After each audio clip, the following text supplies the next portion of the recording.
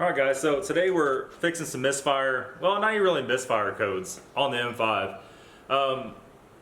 So this car had a little bit of a rough start. We replaced two coil packs on the passenger side, so cylinders 2 and 3. When we first got it, they had the wrong coils in it. So something had been going on that bank, right? I had to buy a Chinese coil from AutoZone because I needed one right now because number 4 went bad. Cylinder number 4. No, I'm sorry, it's number 1. Anyhow, I put a new coil pack in that, had to buy it from AutoZone, so I had to pay full retail price, dealer price, for a Chinese coil pack. That's the way stuff runs, right? So, today I just finally got a new coil pack in, but I thought, you know, this thing still has the old Ionic sensors in it, and there is updated ones from 08 and up. So, thought, well, in case my rough cold starts to do with that, let me go ahead and buy a set of those. That way I have another set to diagnose with if need be. So I'm gonna grab one of those. So here's where we're at with this. And here's our Ionic module. And this basically controls the spark. So all the spark plug wires, all the hard wiring coming from all the coil packs, all goes into this module. And this tells the computer what's going on. If it detects a misfire, this little brain box does all of that. So in the pre-LCI model cars, they had some issues with them going bad from the heat from the engine, as this is. And I noticed on this bank, let me put this somewhere it's not going to crash on the floor. On this bank number 1 on the passenger side, when I went to take it out, it already had a bolt missing. All right, it actually only had one bolt holding the whole thing in. The other 2 bolts hold the cover on, that catty corner and that. You just have a big plug that plugs in, and that's it. So it's not very difficult to change out. If you just use a ratchet with one of these bad boys, you can fish it around the air boxes. You don't have to even take the air boxes off to get them out. Now, these are famous for misfire cylinder number 1 and number 10. Or it could be any cylinder, really. Cylinder 5 is also another common one. So if you have misfires, you already change your coil packs, already change your spark plugs, you listen to your injectors, they're all clicking good, it's very well, it could be this. Now, brand new one's about $400 per sensor, right? I think it's probably a little more than that, but around $400, like $479. It seems like not a lot of people had issues after the updated sensors came out. I remember it was 07 or late 07 or early 08, right in there. Anyhow, ours are from 08, so we know we got it covered, and we're gonna swap them out with those. Now, there's a lot of things we're gonna have to do. I should be able to tell, 1, if the cold starts better. 2, this car has always done this thing where you're barely holding on the accelerator. Let's say you're going like 55 miles an hour or 60 miles an hour. And it's like at 2 grand in 7th gear, or even 6th gear, and you're holding on the gas barely, and you can always hear it getting louder and quieter. Even though you're not moving the pedal, it's almost like it's advancing timing a little bit, or there's a cylinder going off and on. And this thing also had a little bit of a problem that when you go to accelerate, it didn't always have all the power. Like 90% of the time it was. Sometimes you get in it and floor it and it didn't really do much. And that's kind of telltale signs of these bad boys. Now keep in mind, we still have to do the phantom solenoid O-rings and putting that off because we need to get some insulation done in the shop and some other things. But this is all pretty easy. So today we're going to swap these out. We're also put our sway bar end links on. We have our lower control arm just came in over there. And then we have our new Delphi coil, ignition coil. We're going to pop that in, and we're going to use the aftermarket one as a spare. So let's get to it. Like I said, we already done that one. Probably before we call this all said and done,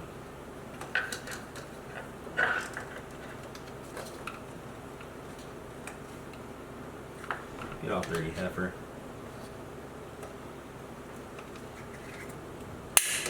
There it goes. It's still clipped in that little part back here. It just pulls out. I don't think I was snapping anything off. So here's this one, and I marked the last one D for driver. We'll put L for this one.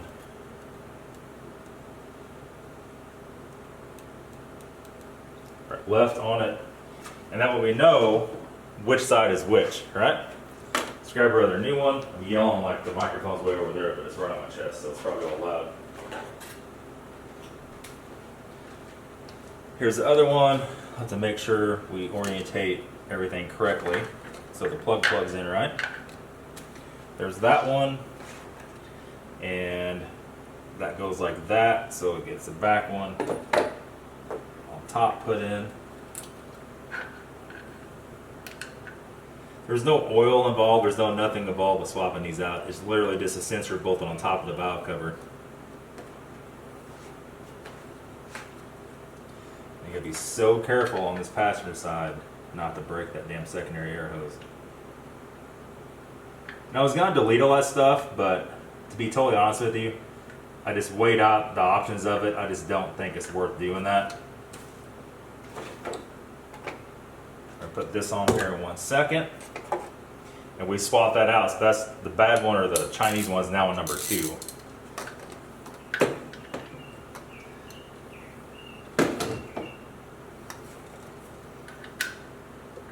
you take the air boxes out, you can literally do this with the impact.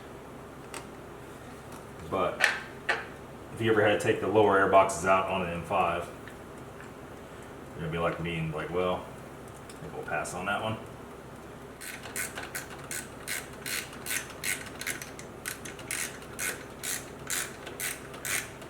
You're saying, Nathan, why are you sweating so much? It should be cool in your shop, you got AC. Well, I just turned it on so I could walk in front of it and cool off, but we got the bay door open because we're gonna go drive this thing here in just a minute anyway. Let's go plug this back in. Like so. Let's just take a look and make sure the secondary air hose is still plugged in, because I was fiddling with it. It is. And let's pull out number 2 coil pack. Yeah, that thing's... that's what we like to call junk. And the full story on that was, I'll give you the 10-second rundown. This thing had to go to get the exhaust put on it.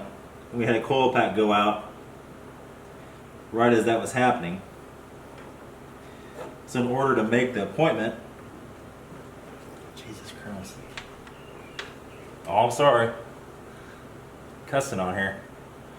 You guys have told me, you guys have warned me before. Oh, I can see the comments. Well, I didn't think that was funny, Nathan. Well, fortunately, YouTube's a nasty place. I mean, worst case, it could be melted in there, which is possible.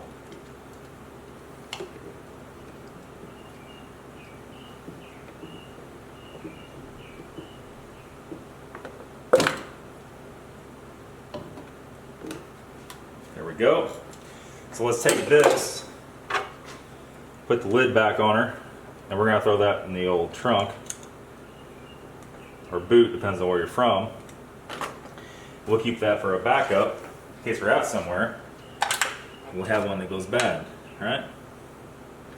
So our Delphi coil pack going in. Let's plug this thing in before I push it all the way down. It's probably gonna be tremendously easier. And then you gotta make sure, pushed all the way in and clip the latch. Nice click, fits perfect. That's how you know it's a good one. All this stuff should stay on there. We even still recording? Yes, we are. 7 minutes 25, the counter says. That'll stay on there for right now. Let's go start it up. Let's see what's happened here. And see if I can just at least reset the codes with the little scanner, because it's so much quicker to do that.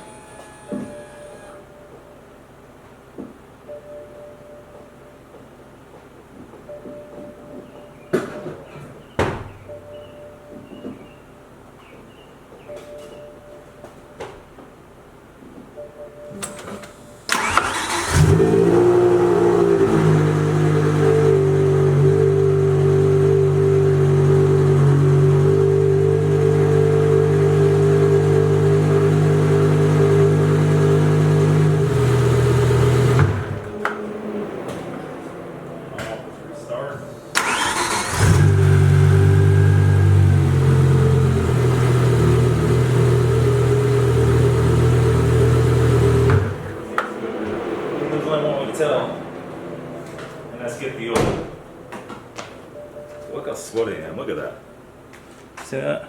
What the hell? Get the GoPro out and go take it for a rip, and that'll tell me if that fixed that problem or not. So there's that. I guess we'll go and stick these covers back on because they're not that difficult.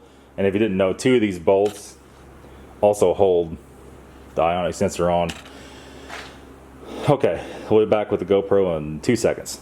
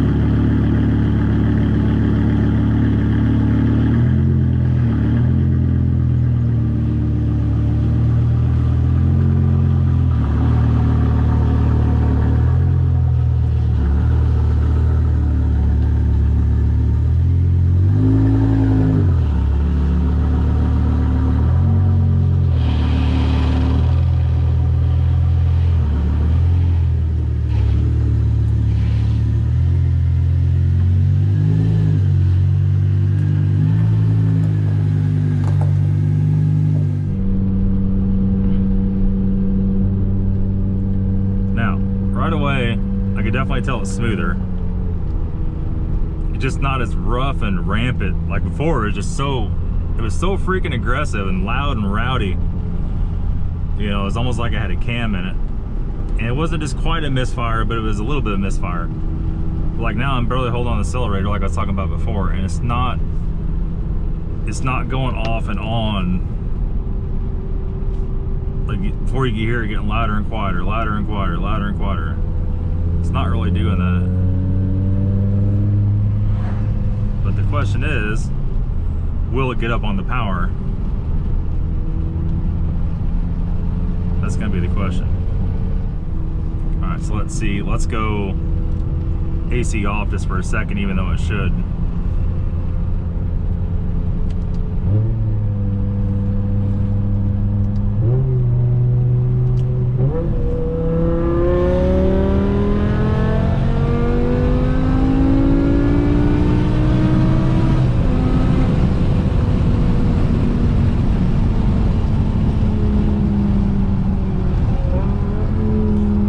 On the power, it's nice and smooth now.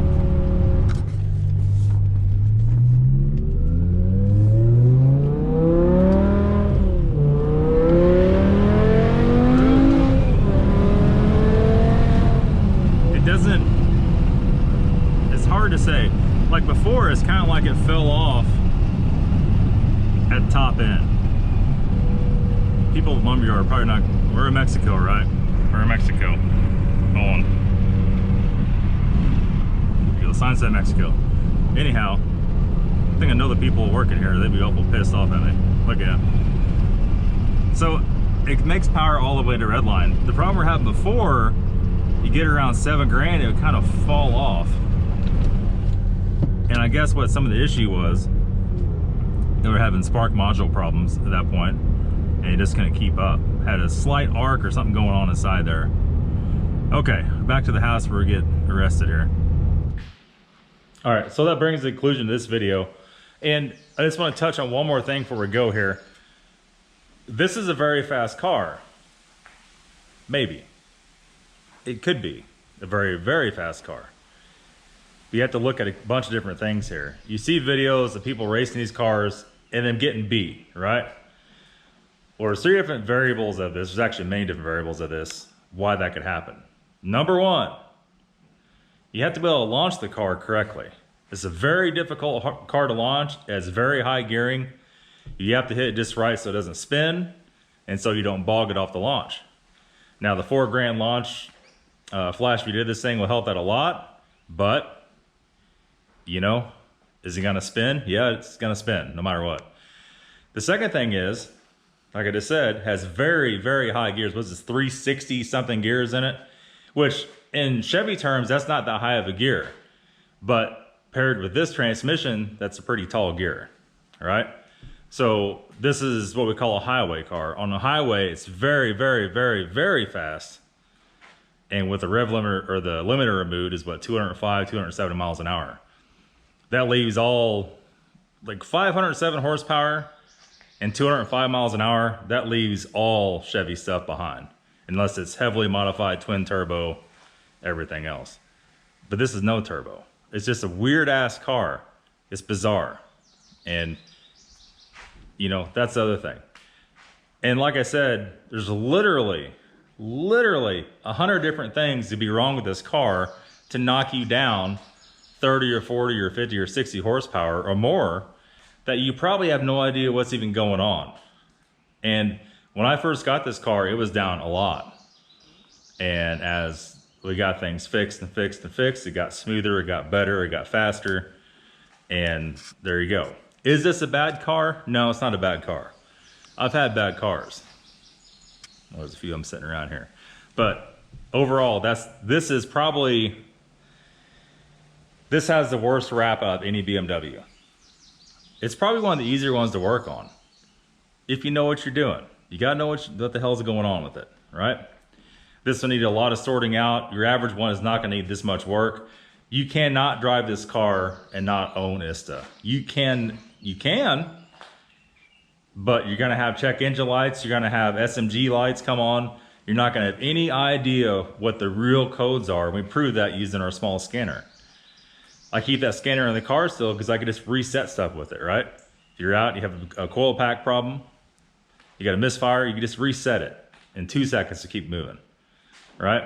The laptop's not legit to carry with you wherever you go. It shouldn't be in the hot car, and it can't be carried around all the time like that without having an accident eventually. That's gonna be it. I mean, that's my story with the M5. Unfortunately, the amount of videos we make on this car from here on out is gonna be pretty slim. We've pretty much done everything. We have some cosmetic stuff to do, and all the maintenance is all done on it. Am I gonna sell it? No, I'm not gonna sell it. Not for a good while. There's not a lot of these that are totally sorted, and this one right now is pretty damn sorted. I'm frantically looking to buy other stuff for the channel.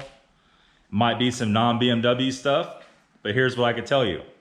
If I buy something else for this channel, it will not be some cheap ass piece of crap like a Kia. If I buy something for this channel, it'll be equally as appealing, if not more appealing, what we've been doing, right? So I did miss the deal a few days ago. I'm a little butthurt over it, to be honest with you, because we'd have a new car we'd be doing videos on right now if that turned out. The fact is I just saw it about 2 hours too late and couldn't get it.